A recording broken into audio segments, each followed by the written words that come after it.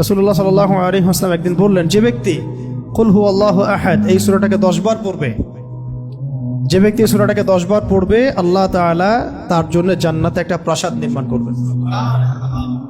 তো এই কথাটা শুনে ওমর রাদিয়াল্লাহু আনহু বললেন, ওমর ইবনে খাত্তাব তিনি বললেন যে তাহলে তো আমরা অনেক প্রাসাদের অধিকারী হয়ে যাব ইয়া রাসূলুল্লাহ।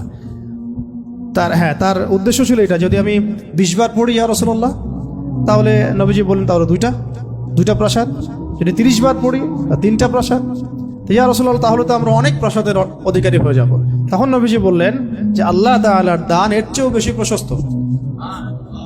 মানে আপনি 100 পড়লে 10টা ঘর পাবেন, আর আমরা 100 পড়লে 10টা ঘর পাবো, 200 পড়লে 20টা। এইভাবেই আল্লাহ পাকের দান আরো প্রশস্ত। আরেকজন সাহাবী এসেছিলেন নবী সাল্লাল্লাহু আলাইহি ওয়াসাল্লামের কাছে, এসে বলেছিলেন যে আমার এক ভাই আছে, মানে মুমিন ভাই, আমার এক ভাই আছে, উনিও সাহাবী, তো তিনি সূরা ইখলাসকে খুব ভালোবাসেন। তো নবীজি বললেন তাকে জানিয়ে দাও, তোমার ভাইকে জানিয়ে দাও যে এই সূরার প্রতি ভালোবাসার কারণে তাকে জান্নাতে সুসংবাদ দান করো। তাকে জানিয়ে দাও যে এই সূরার প্রতি ভালোবাসার কারণে তাকে জান্নাতে সুসংবাদ দেয়া হচ্ছে। নবী করিম সাল্লাল্লাহু আলাইহি ওয়াসাল্লাম একটা সফরে ছিলেন। এক পর্যায়ে জনৈক সাহাবীকে তিনি শুনলেন তিলাওয়াত করছেন কুল ইয়া আইয়ুহাল কাফিরুন। কোন সূরা? সূরা কাফিরুন তেলাওয়াত করছেন, কুল ইয়া আইয়ুহাল কাফিরুন। তিনি শুনলেন এক সাহাবী তেলাওয়াত করছেন। এটা শোনার পরে তিনি বললেন যে সে শিরক থেকে পবিত্র হয়ে গেছে, সে শিরক থেকে পবিত্র হয়ে গেছে। এই জন্য একটা বর্ণনা আসছে রাতের বেলা সূরা কাফিরুন পড়লে আল্লাহ পাক তাকে শিরক থেকে হেফাজত করবেন ইনশাআল্লাহ। আর আরেকজনকে তিনি পড়তে শুনলেন কুল হুয়াল্লাহু আহাদ। একজন পড়ছিল সূরা কাফিরুন, আরেকজন সাহাবী পড়ছিলেন সূরা ইখলাস।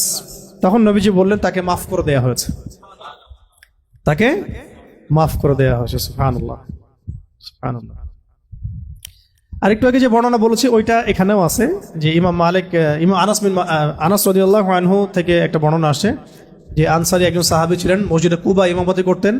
যখনই তাকে ইমামতি করতে দেওয়া হতো তিনি সূরা ফাতিহার সাথে অন্য সূরা মিলিয়ে সূরা ইখলাস পড়তেন। তো এই বিষয়টা রাসূল সাল্লাল্লাহু আলাইহি ওয়াসাল্লামের কাছে যায় এবং তিনি বলেন যে তুমি এই কাজটা কেন করো, আবশ্যিকভাবে এটা করার কারণ কি? তিনি বলেছিলেন যে উহিব্বুহা ইয়া রাসূলুল্লাহ, আমি এই সূরাটাকে আমি ভালোবাসি।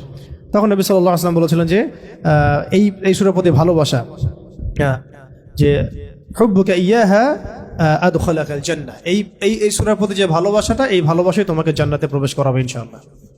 এটা একটা বর্ণনা আসছে। এরকম আরো সিমিলার বর্ণনা আছে। আরেকদিন আবু হুরায়রা রাদিয়াল্লাহু আনহু তিনি বলছেন যে আমি রাসূল সাল্লাল্লাহু আলাইহি ওয়াসাল্লামের কাছে বসেছিলাম, এমন সময় এক ব্যক্তি সূরা ইখলাস তেলাওয়াত করা শুরু করলো। তখন নবী সাল্লাল্লাহু আলাইহি ওয়াসাল্লাম বললেন যে ওয়াজাবাত, কি বললেন?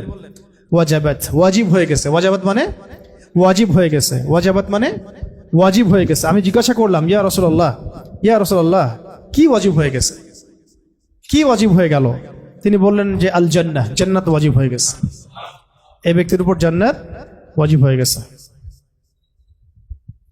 আরেকজন সাহাবী এসেছিলেন নবী সাল্লাল্লাহু আলাইহি ওয়াসাল্লামের কাছে, এসে বলেছিলেন যে আমার এক ভাই আছে, মানে মুমিন ভাই, আমার এক ভাই আছে, উনিও সাহাবী, তো তিনি সূরা ইখলাসকে খুব ভালোবাসেন।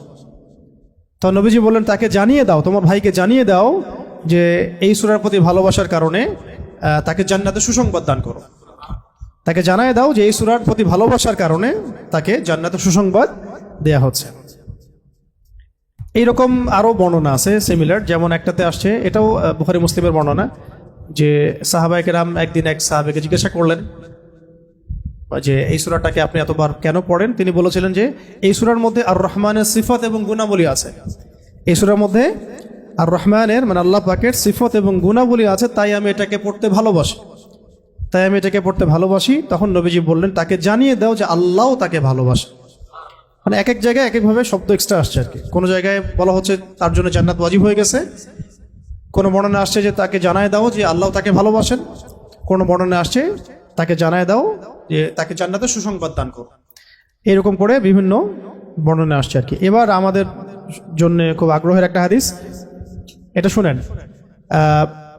মুয়াজ ইবনে আনাস জুহানী রাদিয়াল্লাহু তাআলা আনহু বলেন যে রাসূলুল্লাহ সাল্লাল্লাহু আলাইহি ওয়াসাল্লাম একদিন বললেন, ভালো করে শুনেন, রাসূলুল্লাহ সাল্লাল্লাহু আলাইহি ওয়াসাল্লাম একদিন বললেন, যে ব্যক্তি কুল হুয়াল্লাহু আহাদ এই সূরাটাকে 10 বার পড়বে, যে ব্যক্তি এই সূরাটাকে 10 বার পড়বে আল্লাহ তাআলা তার জন্য জান্নাতে একটা প্রাসাদ নির্মাণ করবেন।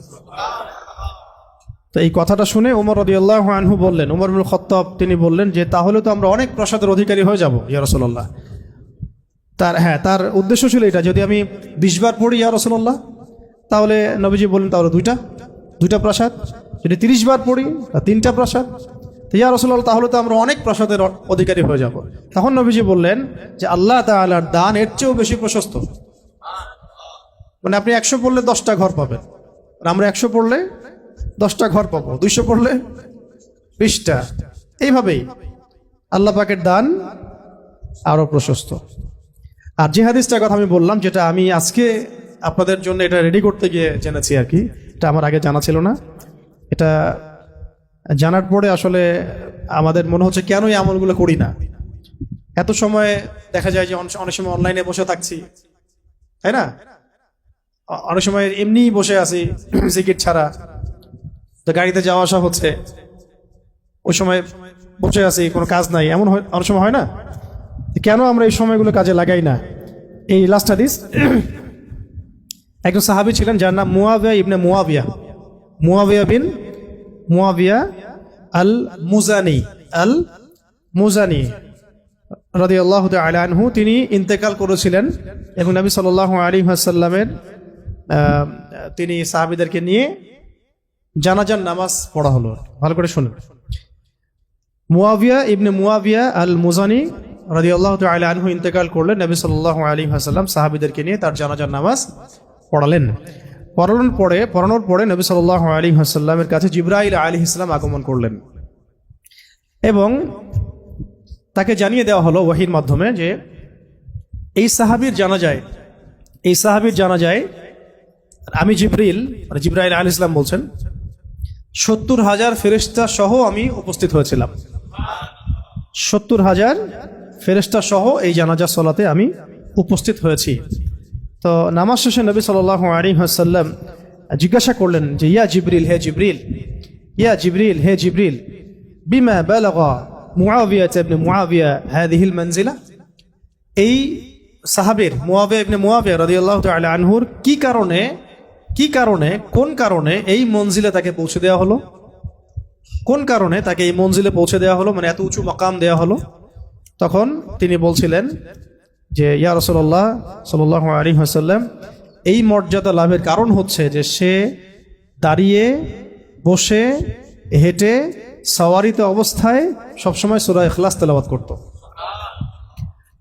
এই মর্যাদার কারণ হচ্ছে সে দাঁড়িয়ে, বসে, হেঁটে হেঁটে, সাওয়ারিতে, মানে সার্বক্ষণিক তার আমলে ছিল, খুসুসি আমল ছিল সূরা ইখলাসের বেশি বেশি তেলাওয়াত। সুবহানাল্লাহ। এটা মুসনাদ আহমদে আসছে হাদিসটা, আরো কিছু হাদিসের মধ্যে আসছে হাদিসটা। তো আল্লাহ পাক আমাদের সবাইকে এই সূরার প্রতি বেশি বেশি আমল করার তৌফিক দান করেন।